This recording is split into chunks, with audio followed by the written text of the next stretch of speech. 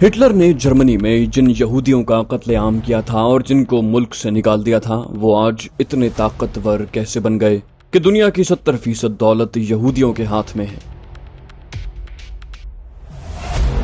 जो यहूदी जर्मनी में भीख मांगने पर मजबूर हो गए थे, वो आज दुनिया के अमीर तरीन अफराद कैसे बने।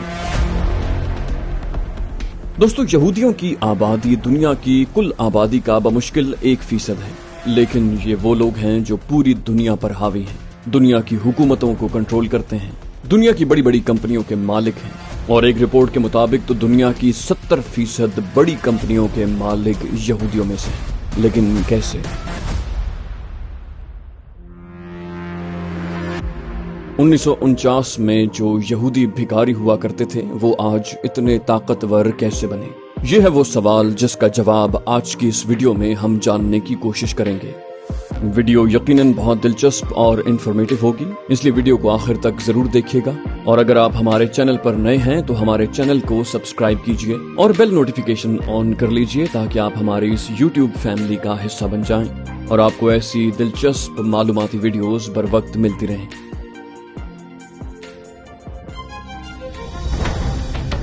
तो दोस्तों, सबसे पहले तो ये जानना जरूरी है कि यहूदी कितने अमीर हैं। पूरी दुनिया में यहूदियों की आबादी सिर्फ 60 लाख है, जो मुश्किल से दुनिया की आबादी का 1% बनता है। लेकिन ये 1% आबादी पूरी दुनिया को कंट्रोल कैसे करती है? अमेरिका में ईसाइयों की अक्सरियत है, लेकिन माशी तौर पर यहूदी ताकतवर हैं, इसलिए अमेरिका में वही कुछ होता है जो यहूदी चाहते हैं। अगर हम दुनिया के 10 अमीर तरीन अफराद को देखें तो उनमें से फेसबुक के बानी मार्क ज़करबर्ग और गूगल के को फाउंडर लैरी पेज दोनों यहूदी हैं। यहूदियों का वाहिद मुल्क इसराइल है, जो पाकिस्तान के शहर कराची से भी छोटा है। इसराइल जजीरा अरब में वाक़ है, उसके चारों तरफ अरब ममालिक हैं, लेकिन इस एक छोटे से मुल्क ने तमाम मुसलमान अरब ममालिक की नाक में दम कर रखा है। ये मुल्क अरब में जो चाहे करता रहे, कोई इसका कुछ नहीं बिगाड़ सकता। दुनिया की मईशत और मीडिया पर इनका कंट्रोल है। दुनिया में सबसे ज्यादा नोबेल प्राइज हासिल करने वाले भी यहूदी ही हैं। Business sector, IT, film industry, politics और फार्मास्यूटिकल, जिंदगी के तमाम शोबों में यहूदियों से ज्यादा कामयाब कौम कोई नहीं। दुनिया में होटल्स की सबसे बड़ी चेन्स भी इन्हीं की हैं। अब यही लोग जो इंटरनेशनल मीडिया को कंट्रोल करते हैं, दुनिया में जब चाहे राय आमा का रुख बदल सकते हैं। दुनिया के तमाम बड़े फैसले इनकी रजामंदी से होते हैं। साइंस और टेक्नोलॉजी के मैदान में भी यहूदियों ने अपने नाम के झंडे बुलंद किए। हमारे यहाँ भी आम तासुर यही पाया जाता है कि हमारे हुक्मरान यहूदियों के एजेंट हैं। किसी जमाने में इमरान खान को यहूदियों का एजेंट कहा जाता है, तो किसी जमाने में किसी मौलाना को। यानी हमारे जहनों में भी कहीं न कहीं ये खौफ मौजूद है कि दुनिया के 1% यहूदी हमारे मुल्क में भी इन्फ्लुएंस डाल रहे हैं। यहूदी साजिश के अल्फाज तो आपने आम जिंदगी में बहुत दफा सुने होंगे, लेकिन हम इस बहस में जाए बगैर इस सवाल का जवाब जानने की कोशिश करेंगे कि आखिर यहूदी इतने पावरफुल और अमीर क्यों हैं, कैसे हैं? वो हमारे दुश्मनी सही, लेकिन आखिर उन्होंने इतनी माशी तरक्की कैसे की? उन्होंने ऐसे कौन से तरीके अपनाए जिनसे वो दुनिया के अमीर तरीन अफराद बने? दोस्तों, हिटलर ने यहूदियों का बेदरीग कत्ल किया। जो चंद एक यहूदी बच गए वो अरब में जाकर आबाद हुए, जहां आजकल इसराइल है।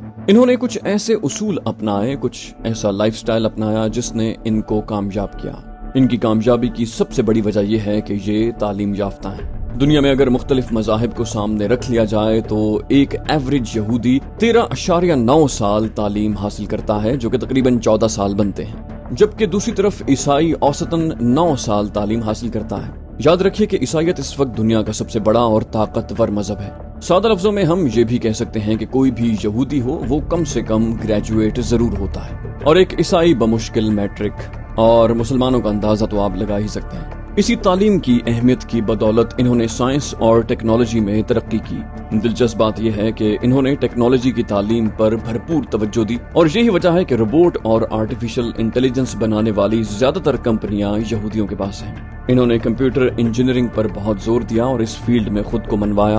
आज कंप्यूटर सॉफ्टवेयर और कंप्यूटर फील्ड से मुतल्लिका दीगर शोबों में ये यहूदी राज कर रहे हैं। दुनिया के सबसे बड़े आईटी सिक्योरिटी एक्सपर्ट्स और हैकर दोनों इसराइल में पाए जाते हैं। नाजरीन, यहूदियों की कामयाबी की दूसरी वजह उनका बिजनेस माइंडसेट है। इन्होंने बिजनेस इंडस्ट्री में अपने पंजे गाड़े, और हमारी तरह इन्होंने रेडियां लगाकर बिजनेस नहीं किया, बल्कि इन्होंने इनिशिएटिव लिए, नए आइडियाज के तहत बिजनेस किए ताकि वो मार्केट में कुछ नया लेकर आएं।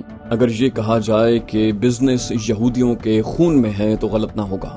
आजकल हम ग्लोबल स्टैटिस्टिक्स पर नजर डालें तो हमें पता चलता है कि सबसे ज्यादा बिजनेस स्टार्टअप्स यहूदियों के पास हैं। और यहूदी ऐसे ही बिजनेस नहीं करते बल्कि वो आगाज में एक छोटी सी कंपनी बनाकर बिजनेस करते हैं। उनके बिजनेस कामयाब होने के पीछे उनकी तालीम भी है, क्योंकि सदियों से यहूदियों के खानदानों में नस्ल दर नस्ल कारोबार करना चलता आया है। ये बिजनेस के उसूलों को समझते हैं और वक्त के साथ इसमें जिद्दत लाते रहते हैं। यही वजह है कि अगर आप आज भी देखें तो दुनिया में तमाम बड़ी बड़ी कंपनियों के पीछे आपको यही लोग नजर आएंगे।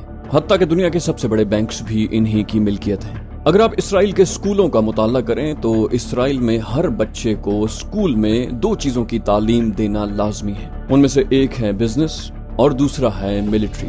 आप इससे अंदाजा लगा सकते हैं कि एक मुल्क जो अपने बच्चों को स्कूल में बिजनेस और मिलिट्री की ट्रेनिंग देता हो, उसके बच्चे आगे जाकर इन्हीं 2 शोबों में कामयाब नहीं होंगे तो किस मुल्क के होंगे। और यही इनकी कामयाबी की तीसरी वजह है कि हर आम इसराइली यहूदी को मिलिट्री ट्रेनिंग दी जाती है। जी हाँ, इसराइल में हर स्कूल के बच्चे को, चाहे वो लड़का हो या लड़की, कम से कम 2 से 3 साल फौजी ट्रेनिंग दी जाती है, ताकि वो न सिर्फ जरूरत पड़ने पर अपने मुल्क का दिफा कर सके बल्कि वो जिंदगी के तमाम शोबों में बेहतर परफॉर्म कर सके। फौजी ट्रेनिंग के फायदे लामहदूद हैं। इसका सबसे बड़ा फायदा ज़हनी वुस्सत, संजीदगी और कुव्वत फैसला है, और ये आपको एक डिसिप्लिन सिखाती है। ये लोग सख्त आसाबी कुव्वत के मालिक होते हैं।